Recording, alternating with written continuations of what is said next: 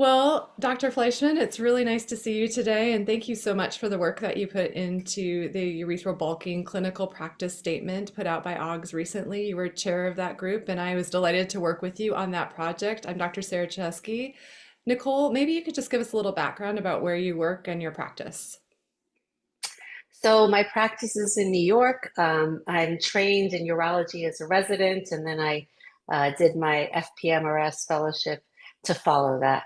And my practice is very clinical. I work at I'm a hospital based, but it's more of a community hospital, and I'm also affiliated with Einstein Montefiore, and I have lots of stuff going on over there as well. Excellent. And I think that was part of OG's reason for having you chair this is that you have a heavy clinical practice. You have a urology base. So you had a lot, I think, of great things to have us think about as a working group. And so maybe let's just start with kind of an overarching question about how bulking has kind of been used in our clinical practice historically. Yeah, I mean, I think bulking has had I would say very marginal role in our overall treatment of women's incontinence problems. And bulking's been around for a very long time. And one of the reasons it's stuck around is because the idea of it is so good. It's just so good. The idea of being able to correct someone's leakage problems with a very minimally like a shot is really like sort of our dream. And I think that nobody wants to give up on this dream, which is one of the reasons that we've kept it alive even though it's very marginally used in the sense that I think most clinicians today who treat stress urinary incontinence routinely are really still going primarily to surgery, and that's been the case for many many years. It's never really taken off as a primary treatment. Yeah, and I think we recognize that women need more options. And so a big part of the push to come out with this clinical practice statement was to look at what other options do we have and at what levels of evidence. Interestingly, as we were working as a group, we really recognized that maybe one of the things holding back urethral bulking was this term intrinsic sphincter deficiency, because that was generally and historically the primary indication for bulking.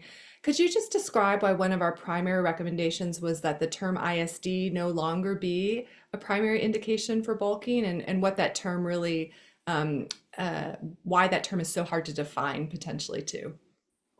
Yeah, I mean, this was really one of the primary goals, I think, of the writing group is to sort of find a way to dissociate this term ISD, this catch-all term that was really developed in the 1970s, I think, the 60s and 70s.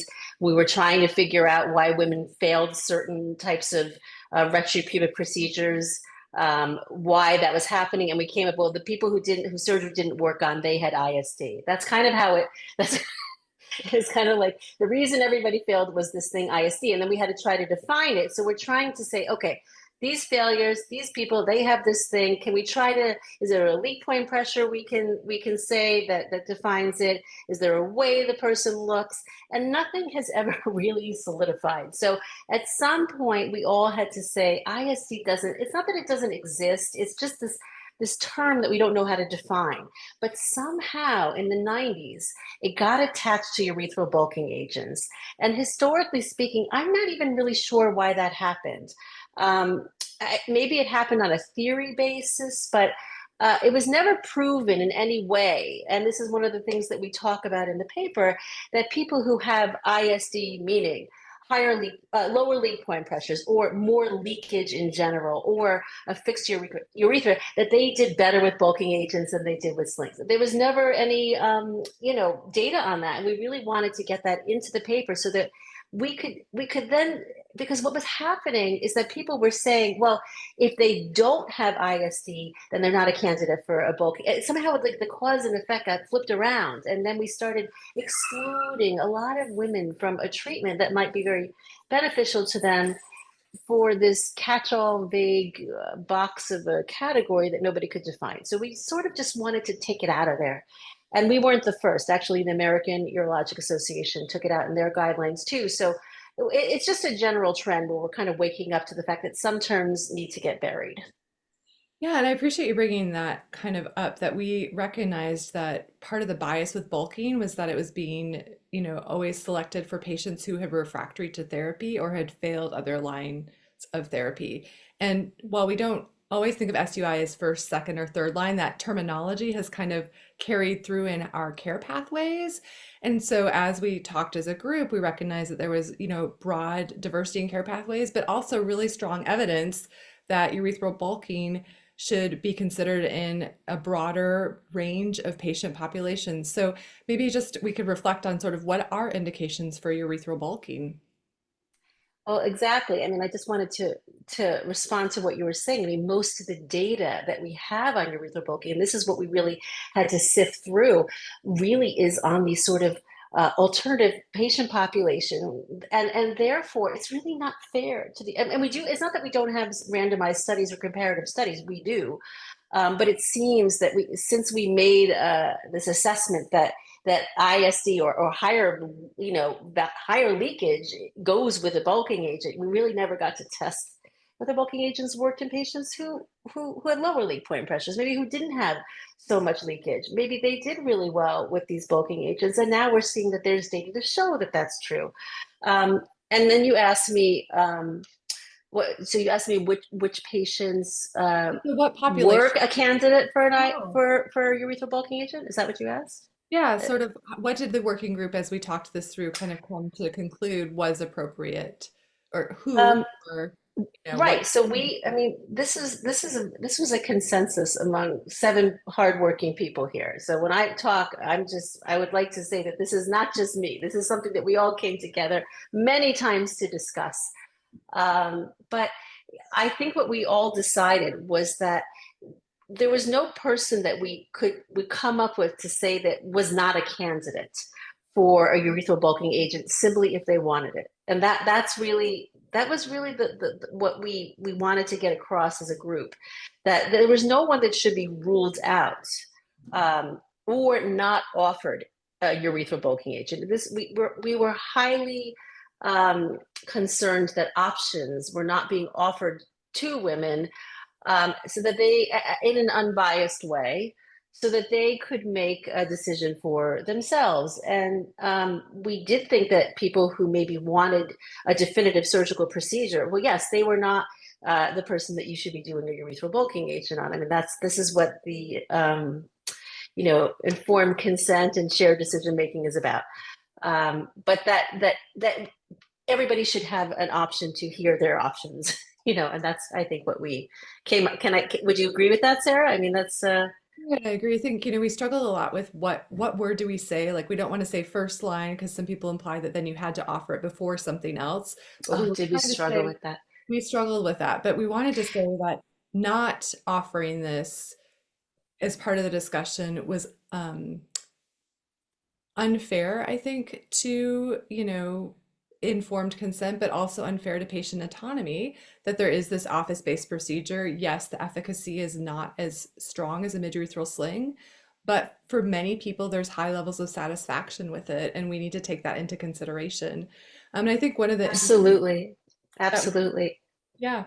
And I think we showed too that, there seems to be growing data that bulking before a sling doesn't seem to have a negative effect on outcome of a sling if that's ultimately where you end up, and vice versa, that the bulking doesn't have a bad effect on the prior sling that was placed. And so there may be more crossover than what we've kind of sort of traditionally thought of in the care pathway for stress urinary incontinence. And room. That's so good. That's so good that you brought that up, because I think, as we start talking about this, as we go through the paper, you can see we're making this argument for a first line therapy, even though we don't say that. And we don't say it because we don't, we realize that there are people that are never going to adopt urethral bulking because they don't believe it works, whatever it is. So we're not trying to force people's hands, but we're trying to make people aware that it's really our responsibility to tell people what their options are, because what you might consider to be the right thing for someone, they might not be on the same page as you. They may be prioritizing safety over efficacy, and you, as a surgeon who wants good results and who feels very confident that you can do surgery without any complications, um, you might be prioritizing efficacy over safety in how you speak to the patient, and that kind of communication just needs to be there.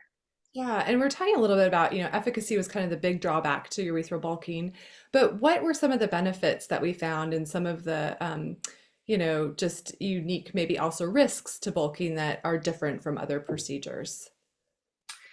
Yeah, so I think we sort of tried to segregate what was related to bulking in general versus what kinds of risks were just selective, for us to each product. And in general, I mean, bulking agents are quite low risk, especially compared to surgery. I mean, uh, what was it, Clavian Indo, one, two, yes, Clavian one or two is really all you ever see from bulking agents. We don't see takebacks to the OR often. I mean, I think there were some products that was happening with, and those products are not really on the market anymore, or they never made it to the U.S. market. So the agents that are on the market right now are really fairly safe. I think that you might see some local reactions from bulking agents. Most of these are transient. Um, you can see, post-op UTIs. You can see urinary retention. Usually, it's not prolonged. I mean, what we came up with retention rates, post-urinary retention rates for bulking agents are very variable. They seem to be less than for mid-urethral slings, but maybe like somewhere between about 20%. And it's always transient. It's very rare for it to last more than 24 hours. So, um, yeah, I mean, nothing that is really scary with bulking agents in terms of risks and benefits are, it's a local procedure. It's minimally invasive. You don't have to go to the OR. Don't have to be, you can have a lot of comorbidities. You could go back to work the next day. You don't have to take it easy. There's a lot of benefits to an injection, especially even for a young active woman. Would you agree, Sarah? I'm sure you have something to say about this. No, I think we talked a lot about that, the recovery and granted, we're really exploring a lot about postoperative recovery in general about urogynecologic surgery, but the recovery post bulking agent is very minimal compared to any surgical procedure. And Yes. the lack of anesthetic, and granted, you could do it in the office or in the OR, but there are some big benefits to being able to offer someone something that essentially they could go to work in the morning, have done in the afternoon, and go to work the next day, which is right now at least the same generally can't be said about a mid-urethral sling or other procedures. Right. Yeah. And I think that's why we were trying to almost to define it as not like this is a non-surgical procedure. I think that's what we called it, and that's because it's not surgery, and there's nothing. There is no recovery period. That's why there are no cuts. I remember when the mid-urethral sling came out, and that was minimally invasive surgery, and it was so much better than open surgery. But this is like even better. This is really minimally invasive. Yeah. Yeah. So based on this, I think we kind of talked a little bit as a group about, there's probably even some patient populations that this should be more strongly considered than a mid-urethral sling because of those decreased risks. Do you just want to briefly highlight, Dr. Fleischmann, some of those patient populations that we as a group came to consensus maybe deserved better consideration with bulking? Sure, sure. We did, and these are pretty intuitive to all of us. Those are, obviously people who really can't tolerate a surgical procedure of any kind. Those are people who are primary for, candidates for bulking. Um, we even, talk people who have radiation therapy. There's actually data to show that was one of our higher level evidence that this should be done for people to treat urinary incontinence after RT, because we know that the risks with slings are not good. Um, we had some questions about people who weren't done having children, and we really, as much as a group, we really wanted to say that we felt that this was okay for someone who was not done having children. We didn't find data on that, which is something for future studies. We think that goes into our slot of what we think future studies number one would be is, can you have a urethral injection and will it be safe for you to get pregnant after? And that's something I think we all could know. Can you think of any others, Sarah? Am I missing some? No, I think, contraindications to anesthesia in general, or like, patients who are on multiple blood thinners where the risk to come off of it or Yes, blood immunotherapy, thinners. we kind of talked about that, there's in general, in kind of surveying the group, most of us do not discontinue any medications prior to urethral bulking, which did maybe offer some advantage in specific patient populations over those who, a mid-urethral sling, where most of us would discontinue anticoagulation or bridge or something different for that time period too. Yeah. So I think as we kind of looked through the different agents that we've talked about, some were you know kind of epic failures with pelvic abscesses that developed, or radiopaque findings that led to people thinking there were neoplastic lesions.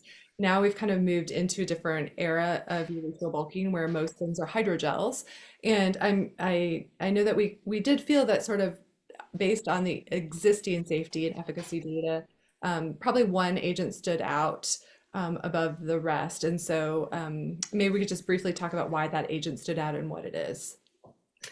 So, as a group, most of us there, and this is, listen, you're getting an expert opinion here in a sense. So, I'm not going to tell you that there is strong data to support that polyacrylamide hydrogel is more durable, more efficacious. I mean, I can't say that. It is a minimal amount of data that supports that, but we think that's going to be an emerging thing. Most of us there are using that product and feel just from, for many reasons, if not just that it looks better. It just looks better, and we're not seeing complications. I've been injecting for a long time. I've been through many products. I'm old now, so I was there for the days of collagen, and I was there for doing Durasphere and all that stuff. Tegris, I remember. So it's something that I can appreciate how an injection is and what it looks like and what deposits look like, and uh, hypersensitivity reactions, and Bulkamid just in general, we're not seeing complications really at all. And we do see them for other agents, even macroplastique. There's quite a bit of data on related complications with the silicone products. So I would say that we all felt that it was our number one. Whether we can say that the data supports that strongly, it does not. But we felt comfortable enough putting that in as a group because we were all very experienced bulking people. And Yeah. And I think we also did feel, wasn't it 8 years of data that they had in the patient population? And that was yes, the yes, broadest, sort of most longitudinal study that we could right. identify that provided efficacy and safety data. And so, we appreciate that someone's moved it beyond sort of that 12-week or 6-month time period to look more. Yes, yes, and that was really the article that really just pushed us over to be able to make this a more evidence-based recommendation. We didn't want it to just be expert opinion because we really couldn't do that in the framework of this particular guideline. We had to show some evidence, and that was an important study for us. Yeah. Broche, right? The Broche study. Yeah, yeah, and I think that was sort of kind of leads to sort of the last things that we talked about in the paper. The clinical practice statement was that there's still a broad area of research that's needed under the framework that women need options for stress urinary incontinence that fit active lifestyles, that fit, into a work schedule, a personal schedule, into a complication profile, and putting things in their body that feel genuine to them and safe to them. So I'm just curious if I love that, Sarah. summarize a little bit more about, where should we take things from here in terms of research around urethral bulking? Well, research in general is what we need, and I listen, I was just at the ICS meeting, and every meeting ended with the same thing. We need more data, or we need more good quality data, and we need to have standardized outcomes, and all of that stuff, and that requires funding. And there's just a little bit of funding to go around. But women's health is important, and these are really important. These are very important issues for women because stress incontinence is I would say, probably what affects 50% of patients on the planet. I mean, it's all of us at some point. And, for us not to have options for something, we're not dying at 50 anymore. We're living to 100, and maybe we'll be living to 150. Who knows? these issues are going to be more and more important to us as we get older, and we need options, and we need to have good data on those options. And we have to start now because it takes a long time to get data for anybody to believe. So we have to start Yeah. in everything. What do you think? What would you like to see more data in? Yeah, I think the other thing that we talked a bit about too is the age of patients that, the focus has been more on postmenopausal 50, 60, 70-year-old women. And we have 20 and 30-year-olds coming into our practices with stress incontinence. And, there's kind of that old term giggle incontinence that, kids have Yes, had as a child and then develop into adulthood and we call it stress incontinence, but it's still, essentially the same it's the problem. And same.